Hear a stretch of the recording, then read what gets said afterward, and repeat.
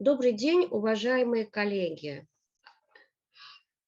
А, Выражаю благодарность организаторам за возможность участвовать в данной конференции, в рамках которой поднимаются и рассматриваются вопросы интеграции социальных сообществ для решения актуальных экзистенциальных задач в области социальной инклюзии.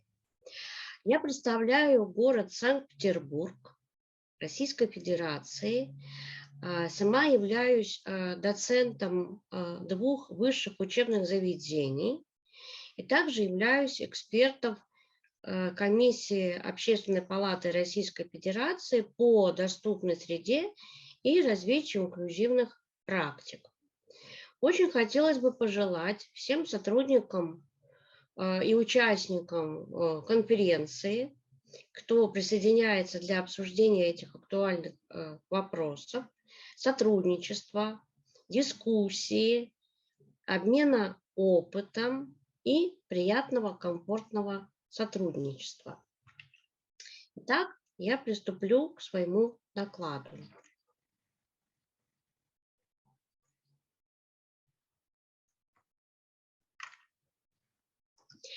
Общество по сути своей уникально.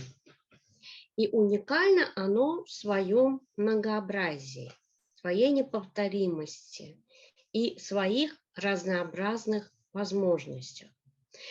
Вот на слайде выведенная информация, я условно назвала это принципы инклюзии, принципы инклюзивных выстраиваемых взаимоотношений, где можно обратить внимание на то, что в принципе любой человек, независимо от его ограничений в состоянии здоровья, может быть услышан, имеет право на поддержку. И какие-то вопросы, которые касаются жизни людей с инвалидностью, должны решаться совместно с ними, совместно социальными сообществами, куда данный человек включается, куда он внедряется, в которых он нуждается. И самый последний из этих принципов как раз-таки обращает внимание на то, что мир и уникален в своем многообразии, в своей вот этой вот, что ли, инакости. Для решения задач в области социальной инклюзии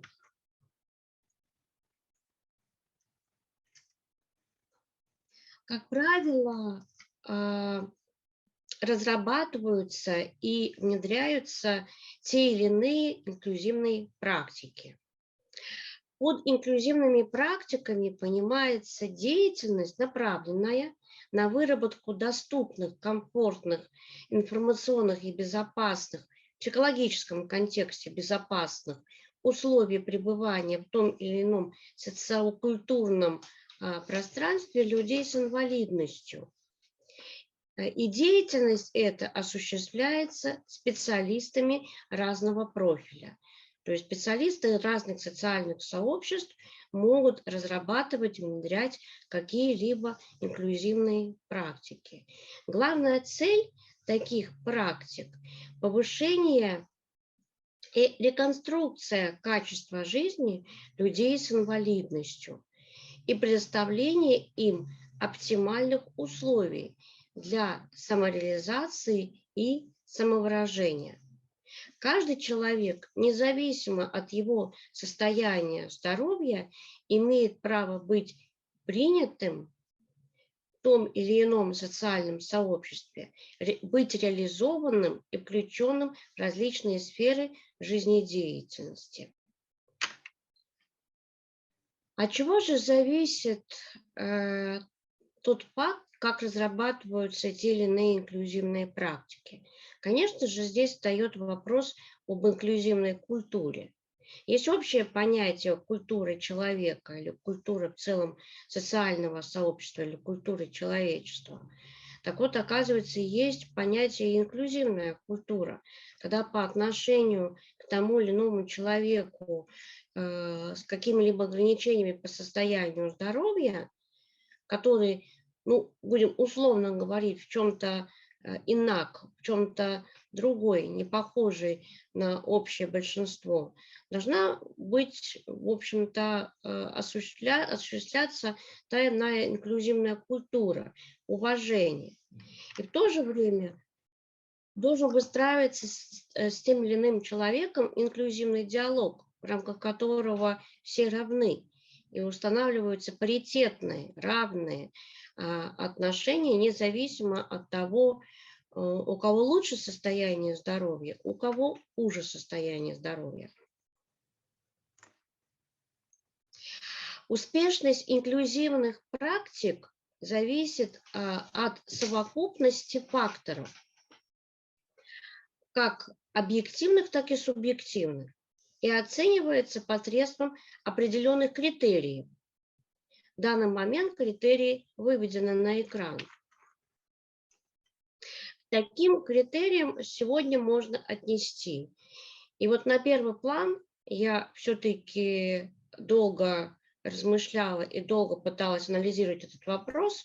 Конечно, на первый план напрашивается компетентность тех специалистов, внедряющих и реализующих ту или иную инклюзивную практику.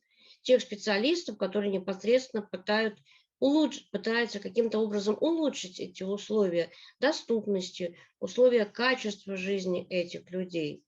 Здесь очень важно является профессиональный уровень тех специалистов, которые разрабатывают конкретную инклюзивную практику с учетом психофизиологических особенностей восприятия окружающей действительности конкретной категории людей с инвалидностью, а также с учетом их возможностей. Почему-то всегда проблема инклюзии, где рассматривается человек с инвалидностью, очень часто рассматривается как проблема. И очень редко рассматриваются и видятся возможности. Так вот, нужно не только учитывать, какие есть трудности у этих людей, но прежде всего базироваться на их возможностях. Вот главная задача компетентности, чтобы человек, зная особенности, в то же время учитывал и базировался на возможности, создавая эту практику, инклюзивную практику. Следующий критерий – адресность. Каждая создаваемая инклюзивная практика должна быть адресна, то есть соответствовать и быть доступной для определенной группы людей с инвалидностью. Например, для неслышащих людей, тех, кто плохо слышит, или для незрячих. Практика показывает, что довольно-таки часто встречаются случаи, когда созданная практика каким-либо социальным сообществом, специалисты которого пытаются, казалось бы, улучшить жизнь таких людей, не подходит, недоступна.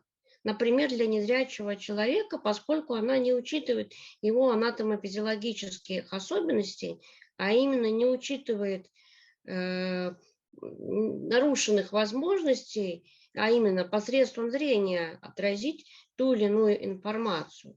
Поэтому всегда, создавая какую-либо инклюзивную практику, нужно уточнить наличие этих зрительных возможностей. Сможет ли визуально человек что-то прочитать, ознакомиться с информацией, или ему нужно в этом плане помочь, или какими-то другими средствами эту информацию донести, чтобы эта все-таки практика была адресной. В связи с этим одна из инклюзивных практик может быть доступна для одной категории людей, но с меньшей степенью может быть доступна другой. Понятно, поскольку у другой категории людей другие есть особенности в их состоянии здоровья.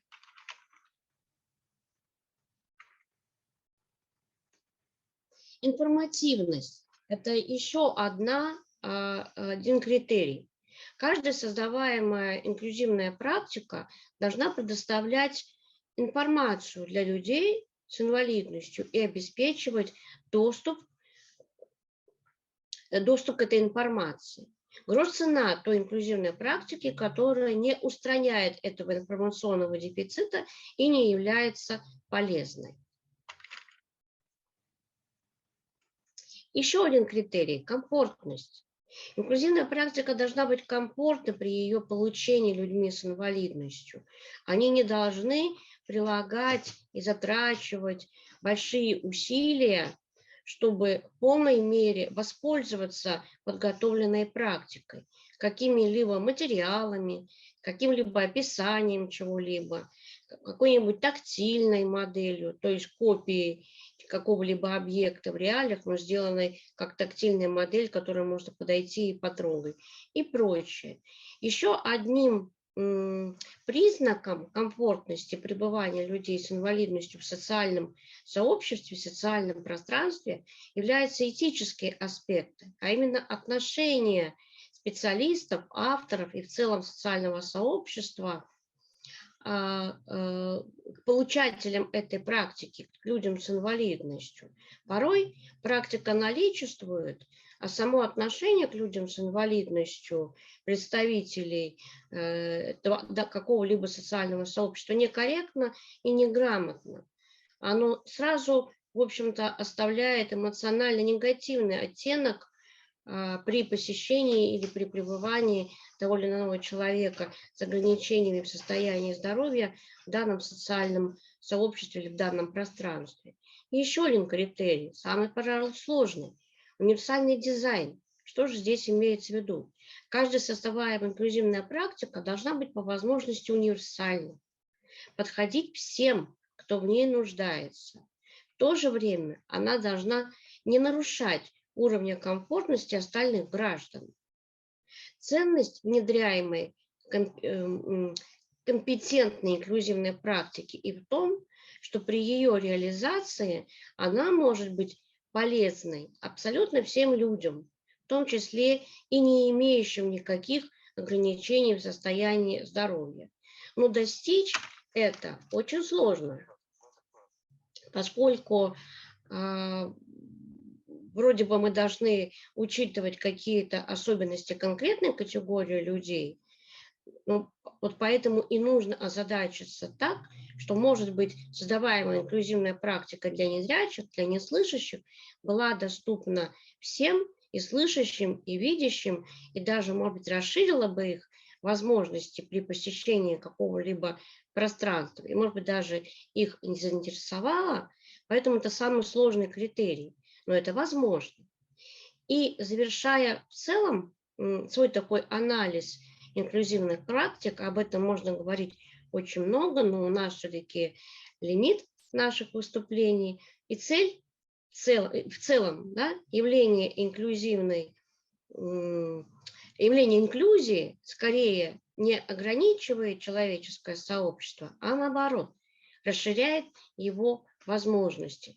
Поэтому явление инклюзии, социальной инклюзии, на мой взгляд, это цивилизованное, это достаточно многообразное, на сегодняшний день, я бы сказала, экзистенциальное явление, которое позволяет всем людям как-то себя реализовать и повысить качество жизни всех представителей социального сообщества.